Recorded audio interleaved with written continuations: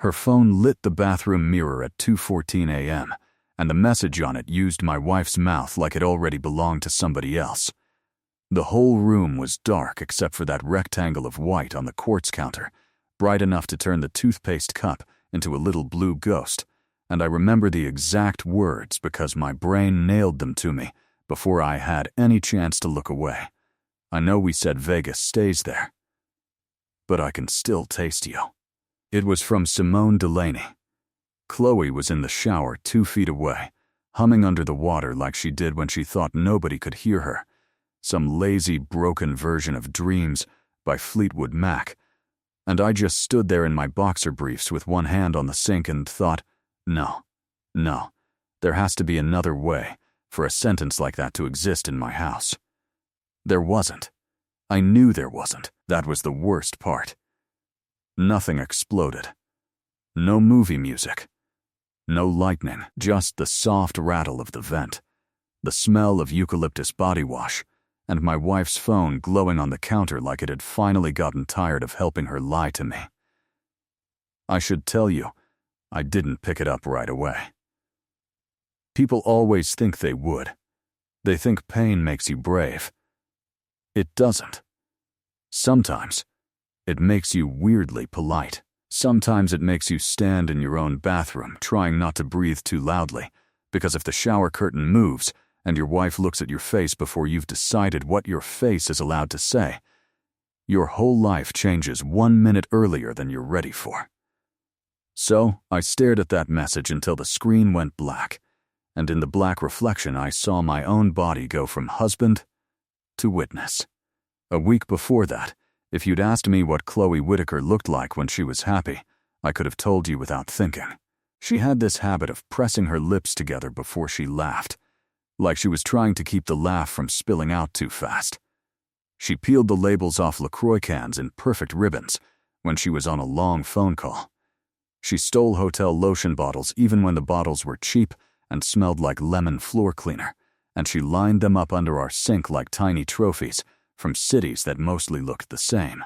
Every Sunday she ground Stumptown beans too fine, and then complained the coffee tasted muddy, and every Sunday I drank it anyway because she made my mug first and handed it to me with both hands like it mattered. We'd been married 5 years, together almost 9.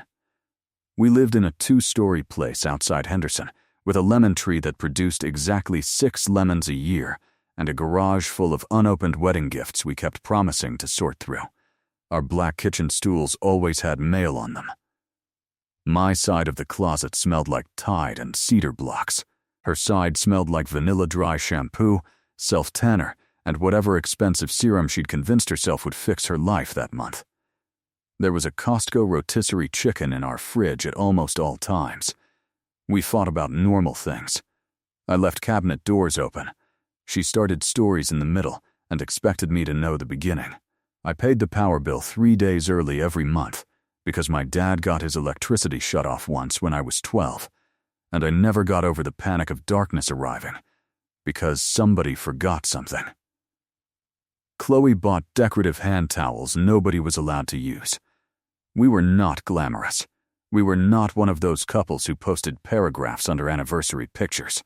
Most nights we ate on the couch with the TV too loud, and one of us saying you missed a spot when the dishwasher didn't clean a fork.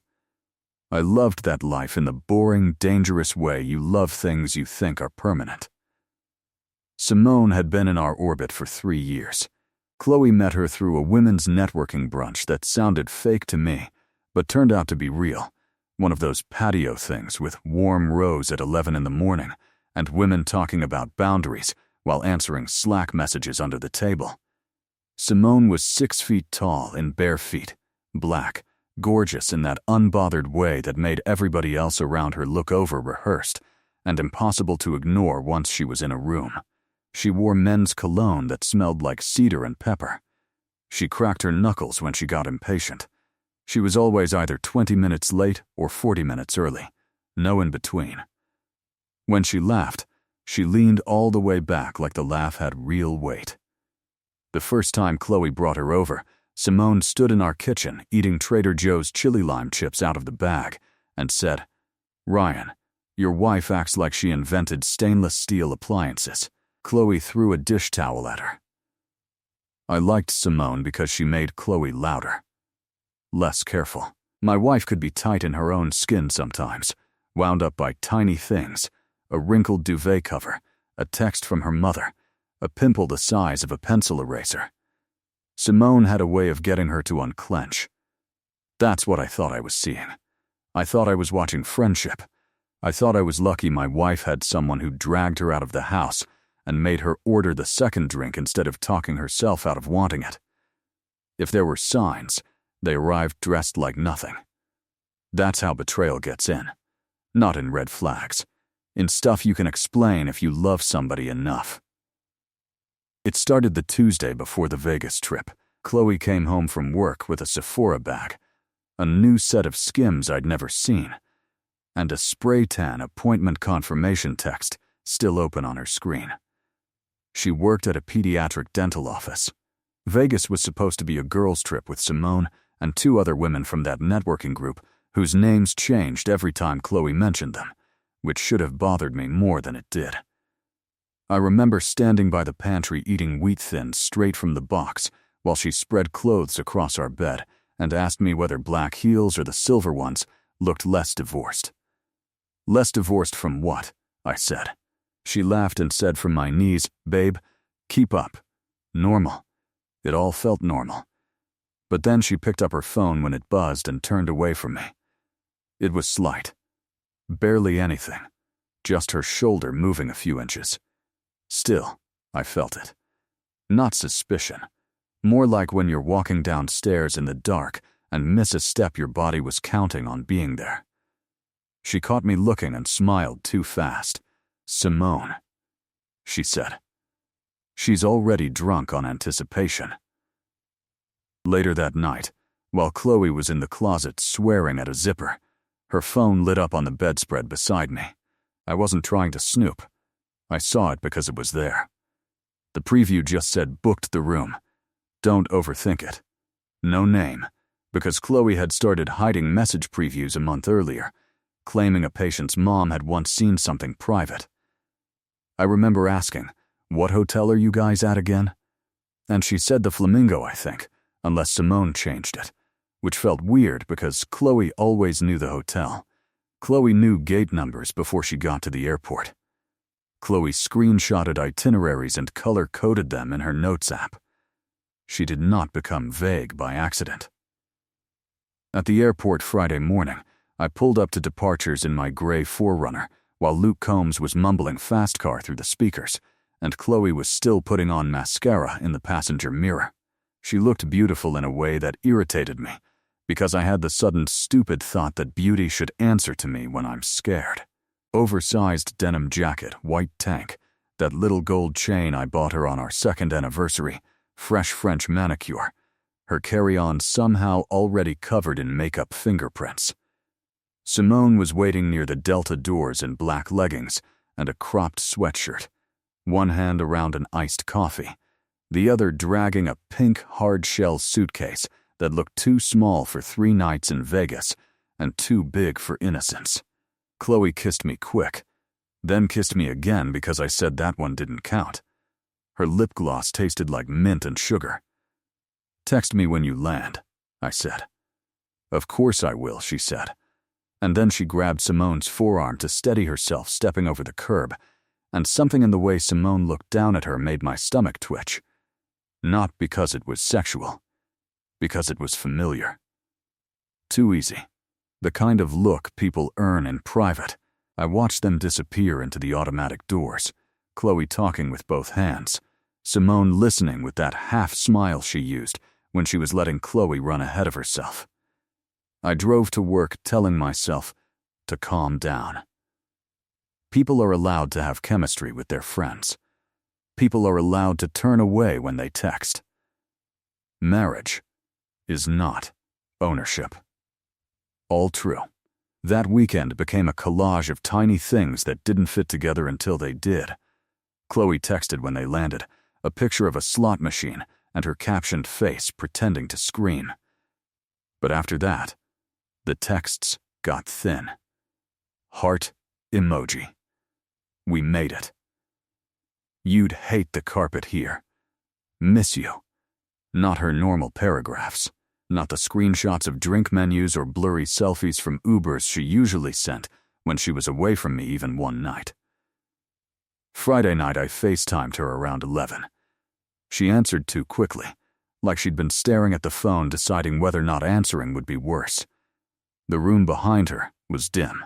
I could see one lamp, a velvet headboard, her makeup gone except for smudged eyeliner and a shine at the center of her lip like somebody had kissed the gloss off the edges first. "Hey," she said, stretching it, which she did when she was buying time. I said, "Are you having fun?" She said, "Yeah." "It's loud.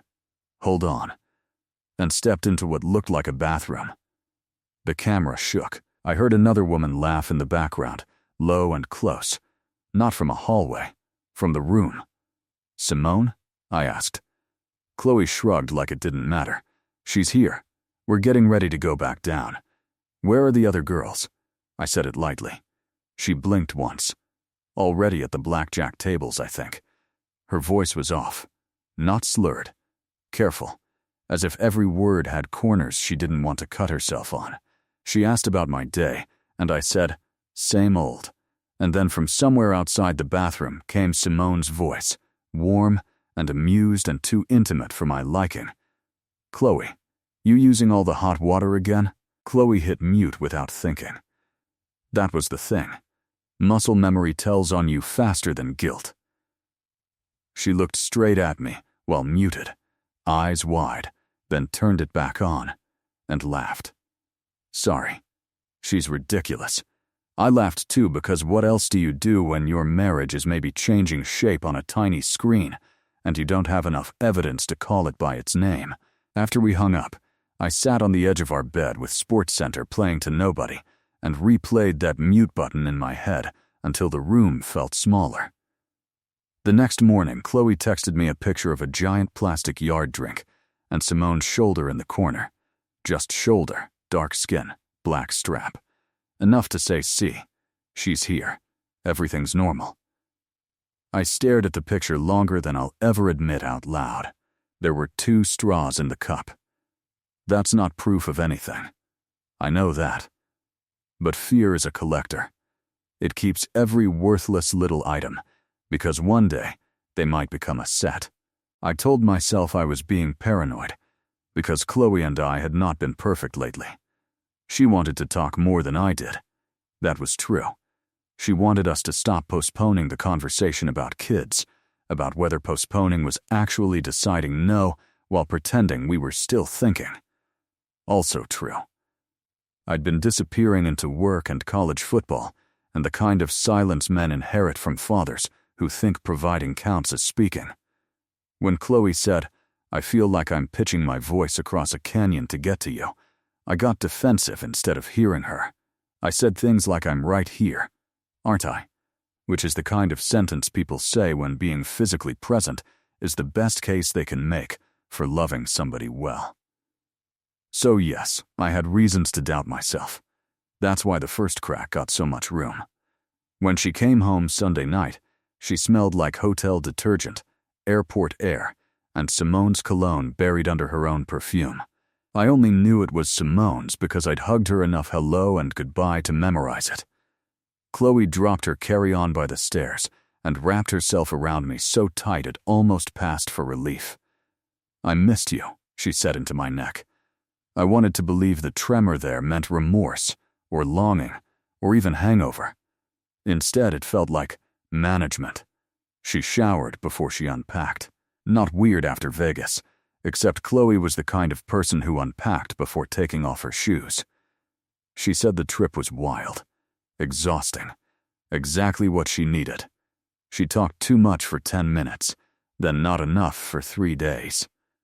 That was the beginning of the unraveling, not the message in my bathroom. The unraveling was slower, meaner. It made me doubt my own senses before it ever gave me anything solid to hold. Chloe started carrying her phone from room to room like a passport. She laughed at texts and then swallowed the laugh when I looked up.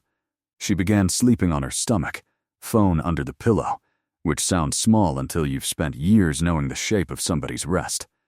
She used to hook one foot over my ankle in her sleep.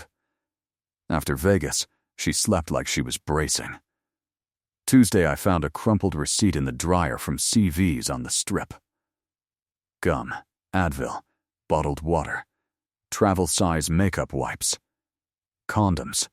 I actually sat on top of the washing machine and stared at that word until my ears rang. Then I did what pathetic loyal people do. I built defenses for her against evidence she had handed me herself. Maybe Simone bought them. Maybe one of the other women asked Chloe to pay. Maybe. Love makes amateur attorneys out of all of us.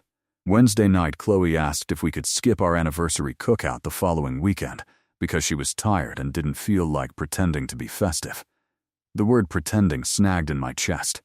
I said, "Pretending what?"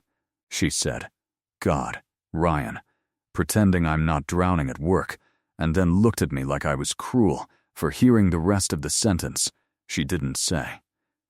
We were in the kitchen. The dishwasher was open. There was a half-cut avocado browning on the counter.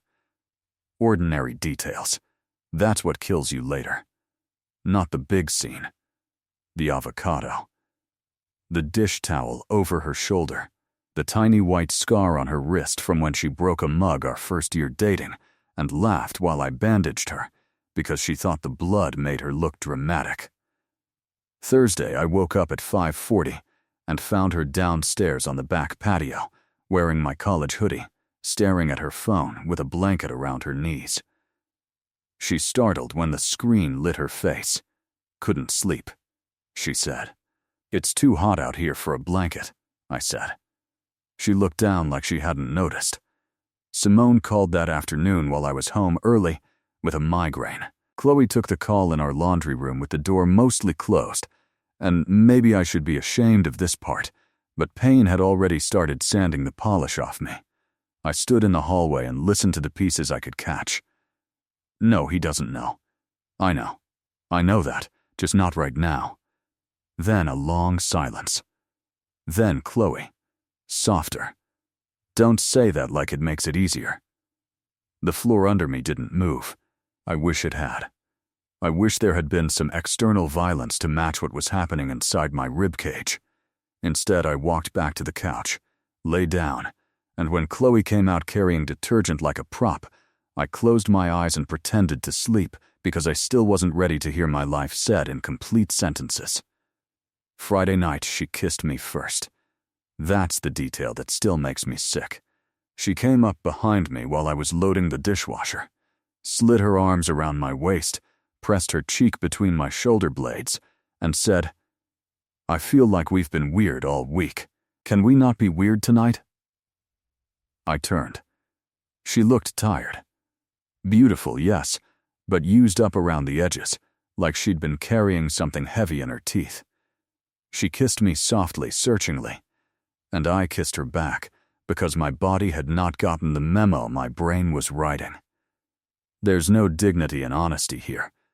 I wanted her. Even then. Especially then, I wanted proof I still existed inside whatever was happening to her. Later, in bed, she touched my chest and then stopped, and in the pause between that touch and the hand she pulled away, I understood something before I admitted it. She was comparing. She was somewhere else while lying next to me. Once that thought gets in, everything becomes contaminated. Saturday morning, we went to Costco because our refrigerator was empty, and we are the kind of people who buy emotional stability in bulk. She pushed the cart. I grabbed paper towels, chicken thighs, dishwasher pods. We moved around each other with the weird politeness of strangers sharing an elevator.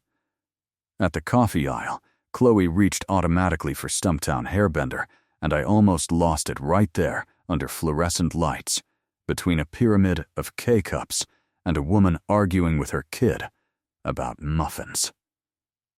Because that was the thing.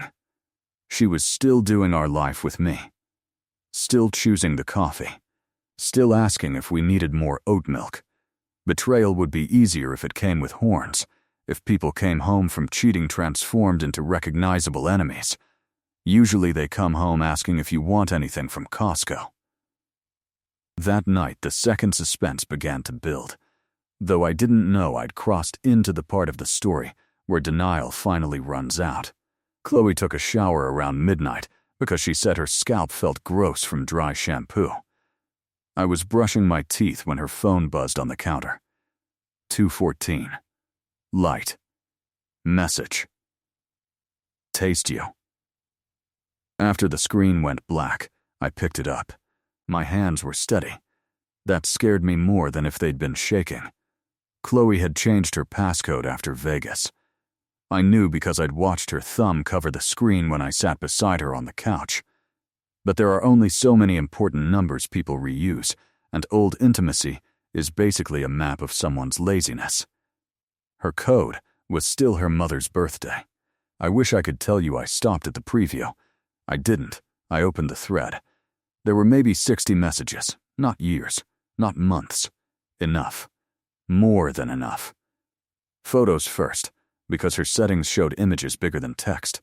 A selfie in a hotel mirror, Chloe in the white tank she wore to the airport, Simone behind her with one hand spread over Chloe's stomach, both of them grinning with the stunned look people get when they've crossed a line and are pretending it was an accident. A blurry picture of bare knees tangled on a hotel bed. A photo strip from some casino booth. First frame laughing. Second frame almost kiss.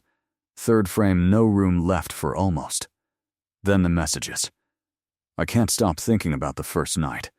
I didn't mean for it to feel like this. He looked so happy dropping me at the airport, and I hated myself for still going upstairs with you. Don't hate yourself. We were already here. That one broke something so specific inside me I still don't have language for it. We were already here. Not in Vegas. Not in a hotel. In the decision. In the secret. In the months, maybe years, of leaving me outside a room I didn't know existed. I heard the shower shut off and put the phone exactly where I'd found it. Not because I was calm, because instinct gets real sharp when your body thinks it's in danger. Chloe stepped out in a towel, hair wet and dark, skin flushed from heat, and smiled at me. My God. She smiled. You heading to bed? She said, and something in me, some last obedient husband muscle, answered, yeah, in a minute. I watched her walk into our bedroom with the steam following her like breath. Then I sat on the closed toilet and pressed both hands over my mouth so hard my teeth cut the inside of my lip. Morning made everything uglier because daylight always does. At night you can almost believe pain is a private hallucination. At 8:03 the sun was on our kitchen floor, our lemon tree throwing crooked shadows through the glass, and Chloe was standing at the espresso machine frothing oat milk like she hadn't been texting another person about tasting her. I said her name once. Just Chloe. She turned. Really turned. Not half listening. Something in my voice had already told her the truth. What? She said. I asked. How long? She went white in a way I didn't know skin could do. Longer than white. More like erased. Ryan, she started. And I laughed. Not loud. Worse. Small and ugly. Don't do my name like that, I said. How long? She set the mug down too hard. Milk sloshed over her hand and she didn't react. I thought she might lie anyway. Some people do. Even then. But Chloe had always had one mercy in her. Once cornered, she didn't waste energy pretending walls were doors. Vegas, she said. Then, after one breath that sounded like it hurt her, no. That's not true. Not just Vegas. Feelings before. Nothing physical before. I looked at her and saw the whole marriage split into before I knew and after I knew. Did you love her before? I said. Chloe's eyes filled, but she kept staring at me, because looking away would have been the last cowardice available. I think I was trying not to know, she said. That answer was so honest, I almost hated her more for it. We talked for 2 hours, and none of it felt like talking. It felt like taking a house apart with our bare hands.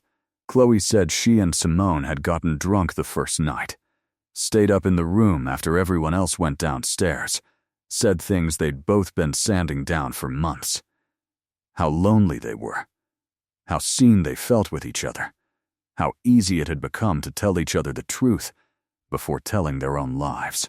Chloe said when Simone kissed her, she froze for 1 second and then kissed her back, because it felt like stepping into a sentence she'd been hearing under everything for years. I said, "So, what am I? Background noise?"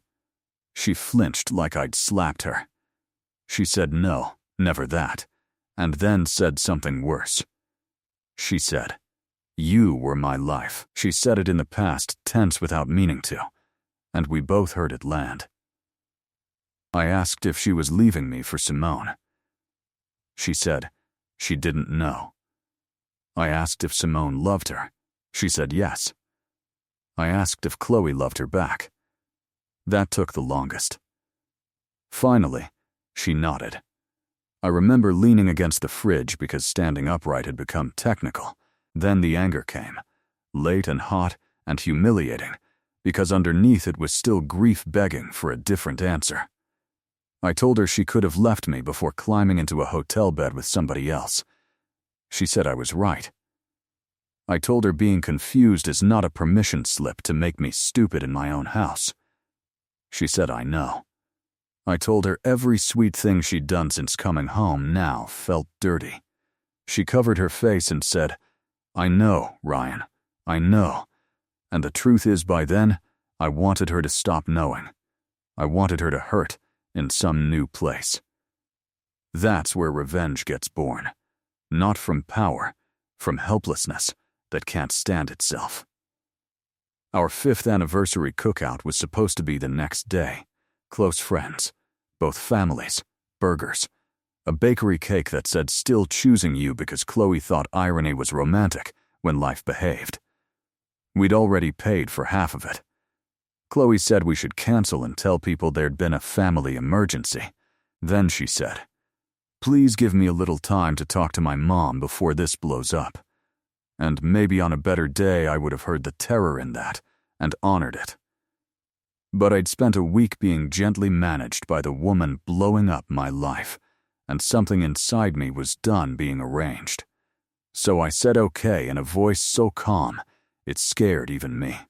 The next afternoon, people came over carrying pasta salad and craft beer and paper bags of ice. My brother-in-law asked where the spatula was. Chloe's mother kissed my cheek. Somebody put Chris Stapleton on the backyard speaker. Chloe moved through it all looking like a person trying not to bleed through a white shirt. Twice she caught my eye like she wanted to ask what I was doing, but I stayed unreadable because that was the first useful skill Payne had given me.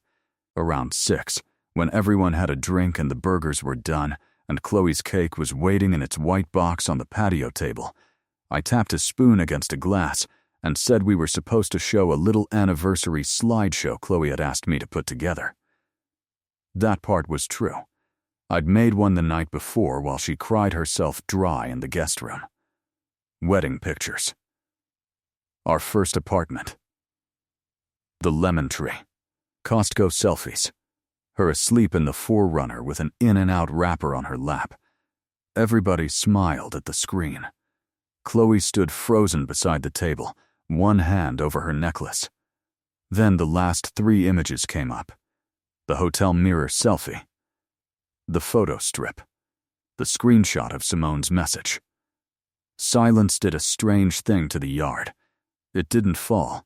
It sucked all the air toward itself. Chloe made a sound I have only heard once in my life. Right there. A broken intake, like her body had tried to stop the moment with breath. And failed. I didn't yell. That would have made it easier on her, honestly. I just said, "We're not celebrating today." My wife fell in love with somebody else in Vegas, and I found out in my bathroom. Then I walked back into the house while the people we loved sat stunned around paper plates and sweating beer bottles and a cake that suddenly meant nothing. That was my revenge, if you want to call it that. Not elegant. Not noble. Effective. Yes. Also ugly. Also permanent. Chloe left before sunset. She packed 2 duffel bags and forgot her expensive face cream, which sat on the vanity for 3 weeks with a fingerprint in it, like evidence nobody needed anymore. Simone picked her up. I watched from the upstairs window, because apparently I had one last talent for self-harm.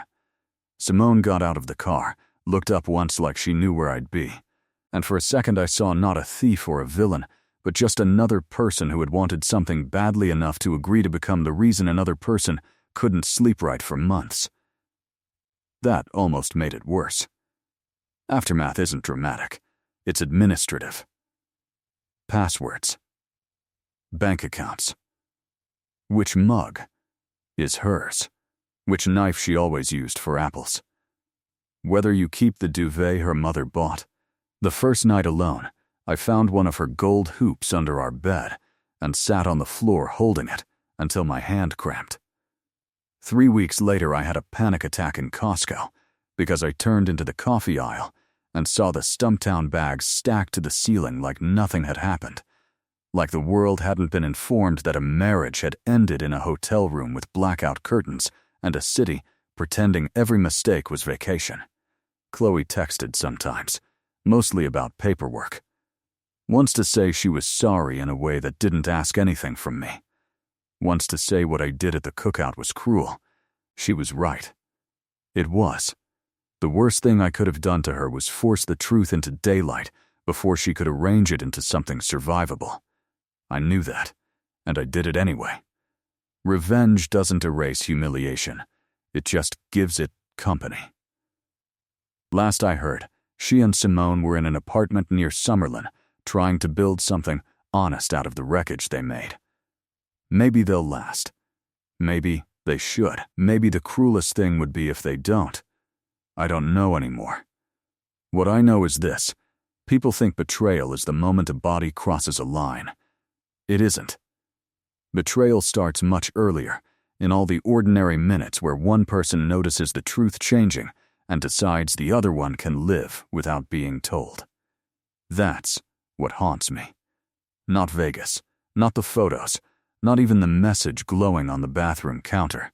It's the memory of Chloe handing me my coffee with both hands, kissing me goodbye at the airport, asking if we needed oat milk, all while a different life had already started beating under her skin, and trusting that my love would keep mistaking the rhythm for ours.